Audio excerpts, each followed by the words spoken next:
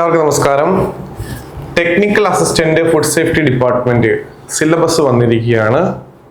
കുറച്ച് വ്യത്യസ്തമായ സിലബസ് ഞാൻ പറയും. കാരണം കുറച്ച് നാളുകളായിട്ട് ടെക്നിക്കൽ പരീക്ഷകൾക്ക് GK ചോദിക്കാറില്ലായിരുന്നു. പക്ഷെ ഇപ്പോഴത്തെ സിലബസിൽ എന്താണ് GK ഉണ്ട്.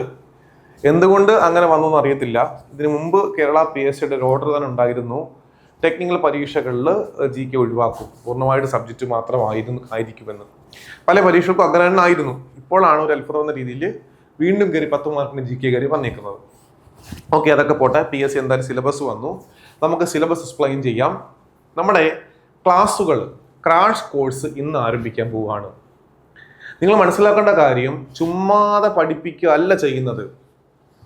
ഓരോ ദിവസവും നിങ്ങൾ പഠിക്കേണ്ട ടോപ്പിക്സ് പറഞ്ഞു തരും, അത് പഠിക്കണം. അതിന് എക്സാം എഴുതണം. 4 ദിവസം അങ്ങനെ പഠിക്കണം. 5-ാം ദിവസം പഠിക്കാൻ ടോപ്പിക്സ് ഒന്നുമില്ല. 5-ാം ദിവസം റിവിഷൻ. ഈ 1 മുതൽ 4 ദിവസം റിവിഷൻ ചെയ്യണം. 5-ാം ദിവസം എക്സാം എഴുതണം. അങ്ങനെയാണ് പോകുന്നത്.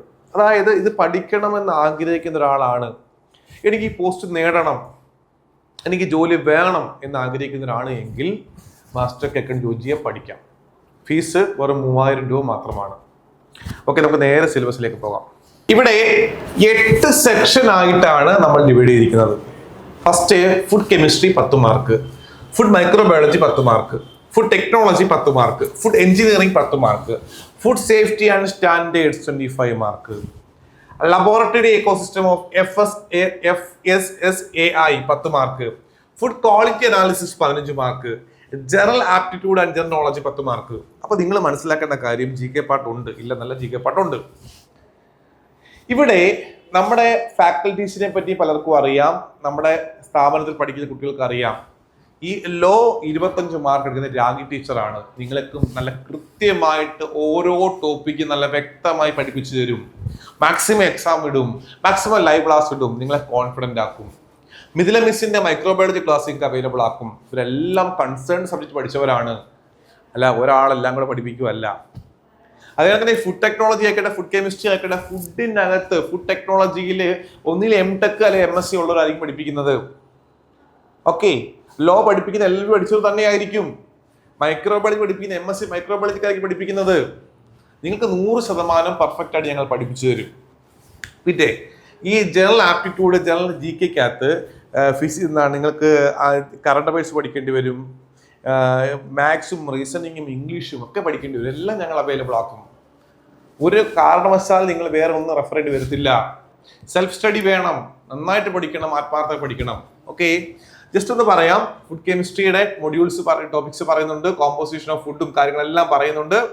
അതുപോലെ തന്നെ ഫുഡ് മൈക്രോബയോളജിയിൽ അത് കുറച്ച് ടോപ്പിക്ക് ഉണ്ട്, പക്ഷേ വിശാലമായിട്ട് പഠിപ്പിച്ചിട്ടുണ്ട്.